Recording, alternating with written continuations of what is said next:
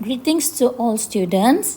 Now today in this video, I'm going to talk about what is benzene ring. Now before that, let's take a look at the learning outcome for this chapter.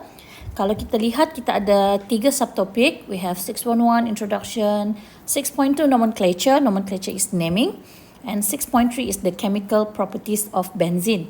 So dalam video ini, Madam hanya akan cover 6.1 sahaja, iaitu pengenalan. So let's take a look. Okay, now for 6.1, it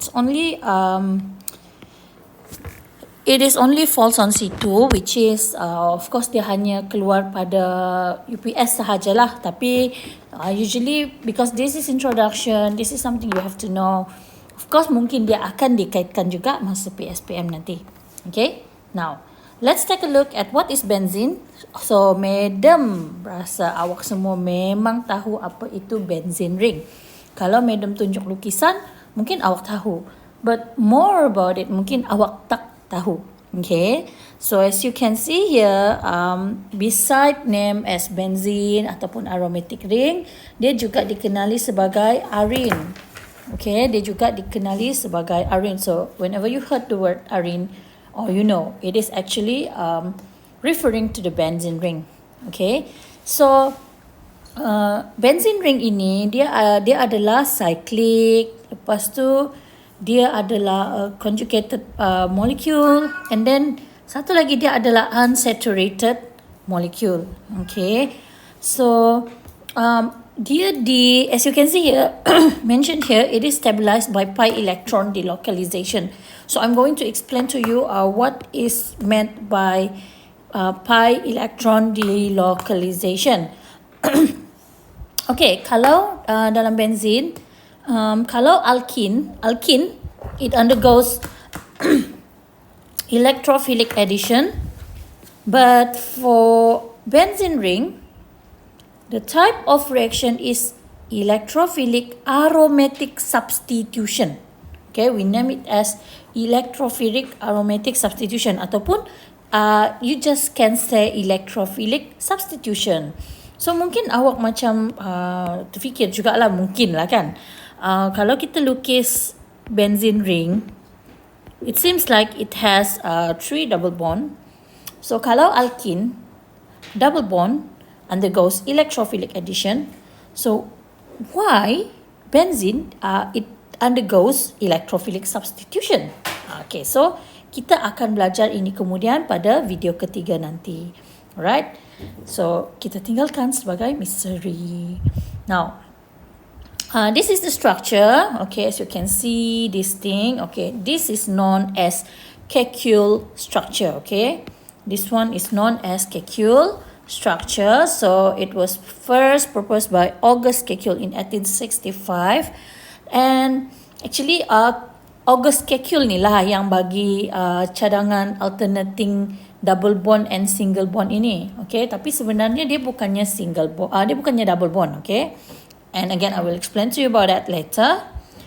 So as you can see, in your notes here, mentioned that each carbon atom in benzene is sp2 hybridized. Okay, and then dia akan ada satu one ion hybrid sp. I will explain again to you all this one later juga. So when it comes to resonance, masih ingat lagi resonance ke? Okay, resonance is where you tengok double bond dia selalu kan berubah-ubah. So kita lihat ini. So maybe some of you will start start drawing your benzene ring like this, where your double bond is at this side and alternate to this and alternate to this. But dia juga boleh dilukis seperti ini. Okay, so ini kita panggil sebagai resonance lah. Okay, dia sebagai resonance. And ada juga orang lukis seperti ini, bulat ni. So mari kita lihat apa dia kata. Now this drawing represent the 6 pi electron distributed over the 6 atoms of the ring. We have one keyword here, which is 6 pi electrons. So what is actually this 6 pi electron? Okay, mari kita lihat. Madam explain ya. Okay, now, like I mentioned before, all the carbon in benzene ring is sp2 hybridized. So, selalunya kita akan lukis dia seperti ini kan. Okay, kita akan lukis dia seperti ini. Kalau kita, kalau kita buka dia, if we open the structure, we are going to get something like this.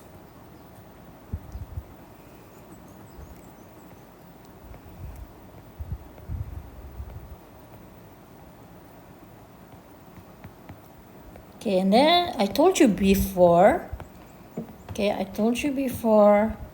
that each of the carbon is having one hydrogen. So kalau kita lihat lah kan, yes, indeed this is sp2.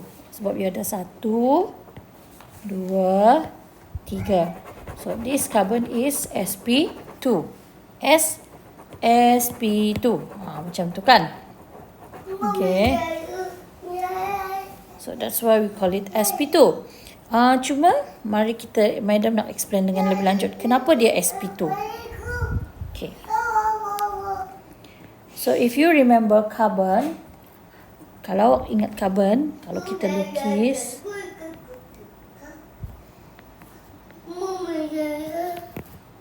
when it comes to hybridization, so we have 1, 2, 3, 4 valence electron. This one is at ground state, okay? Ground state. Madam ke sini. This is ground state.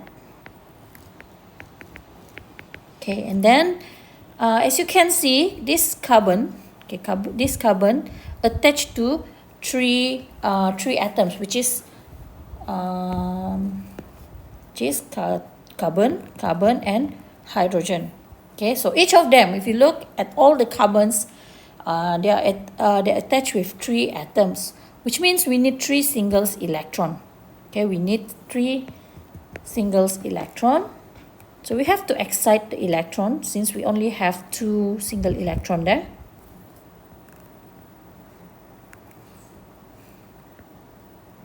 Okay, so when we excite, therefore all the electrons will be single like this.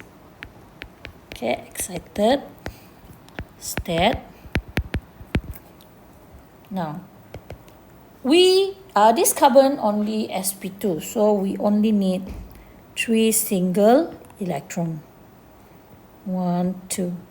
So 1, 2, and 3, and left another one. If you still remember, we learned that before in first semester. So ada satu tertinggal kan? Okay, katakan yang satu ni, Madam lukis dia, represent dia warna merah lah. Okay, this one. Okay. So this is your sp2, and this one we name it as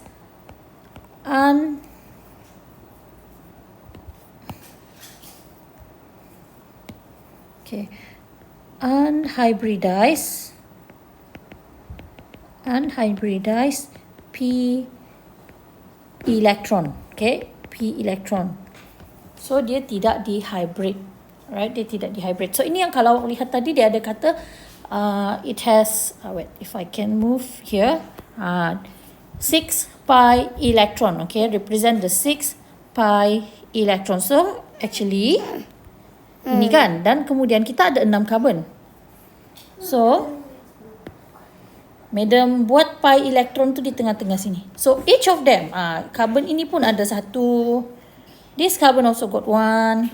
This other carbon also got 1 pi electron, and pi electron. Okay, so sebenarnya the double bond that you see, dia bukannya double bond, tapi dia adalah pi electron. Okay, dia adalah pi electron. So August Kekulé get this idea, kemudian dia kata, okay, untuk lukisan, why not kita just buat seperti ini.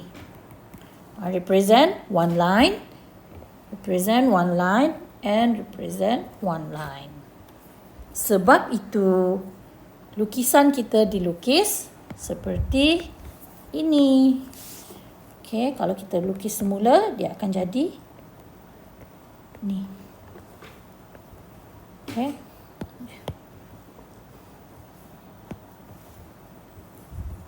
One, two, three, four, five, six. Okay, dia akan jadi seperti ini. Ataupun macam Madam cakap tadi, boleh juga kita lukis dia seperti ini. Okay, dia dah macam ni pun boleh, tak ada masalah. Kemudian ada orang, Madam tak ingat siapa yang propose lukisan ini, bulat. So actually, this is what we said. The circle means the circle is representing the six apa ni? Six what we call this? 6 pi electron. Okay. So this is the explanation why it is sp2 and why it has 6 unhybridized electrons. So I hope this explanation can make you understand why benzene ring is having sp2 hybrid and 6 unhybridized p electron. So if I can conclude the structure of benzene, okay, as you can see here, benzene is having a molecular formula C6H6, and then kita boleh lukis dia dalam bentuk capsule structure seperti ini. Ini capsule structure. Okay, oops. Ini ciri-ciri dia adalah planar ya, planar rata sahaja. Dia tak ada yang unjuran ke hadapan atau unjuran ke belakang. It's a very planar molecule. And then it has a sigma bond. Tapi bila dia ada sigma bond, dia sp2 juga. And then at the same time, because of the 6 pi electron, kita ada 6 pi electron, so dia akan susun seperti ni. And actually they are very close to each other. Okay, so dia membentuk, bila dia berdekat tu, dia macam membentuk perjalanan. Macam ni lah jalan raya. Okay, kalau awak boleh imagine lah kan, bowling pin tu semua duduk dekat-dekat. So bila dia berdekat-dekat, dia jadi macam, dia membentuk macam satu jalan raya lah, Madam panggil. But in this topic we said it is a delocalized pi system. So 6 elektron tu dia jalan dekat sini lah. Dia jalan. Okay, not here only. Kadang-kadang dia di bawah ni lah. Okay. So elektron itu sentiasa bergerak, and that is why we said delocalized pi. And then selalunya kita akan tambah pi elektron. Okay, pi elektron itu sentiasa bergerak ke sana sini without stopping. And this is a simplified drawing. Ini yang kita selalu lukis dia sebagai benzene ring. Okay. Okay, so what is the criteria for becoming benzene ring? Okay, dia mesti cyclic. Dia mesti planar, dia mesti completely conjugate. Okay, kalau completely conjugate tu, inilah. Okay, this is completely conjugate. Maksudnya dia punya pi cloud itu, kalau masih ingat dia punya bukan, dia punya p orbital itu, dia dekat-dekat with each other, dan itu yang akan jadi conjugated. Okay. Kalau Madam sempat jumpa awak nanti masa face to face, Madam akan explain macam mana kejadiannya. Okay. So, and then dia mesti obey Huckel's rules. So Huckel's rules tu apa? So Huckel's rules ini dia adalah sejenis pengiraan untuk menentukan bilangan elektron dia. So ini dia punya formula. Okay, this is the formula. Tapi kalau dulu benda ni awak kira-kira, but now tak perlu kira dah. Okay, so you just need to know 4n plus 2 pi electron. You only need to know the formula tanpa perlu mengira. Okay, so selalunya dia punya pengiraan tu ada 2, 6, 10, 14 pi electron. So tak semestinya 6. Okay, tak semestinya 6. Tapi kalau dia sejenis cyclic, planar, completely conjugate, dan dia ada 2 pi elektron pun, kita boleh panggil dia sebagai benzene ring. Tapi like I said, this is not in your syllabus anymore. Only awak hanya perlu tahu macam tu sahaja. Okay. So this is it. And itu sahaja pengenalan untuk benzene ring. So can proceed to in the next video. I'm going to talk about how to give name to the benzene ring. Thank you, everyone.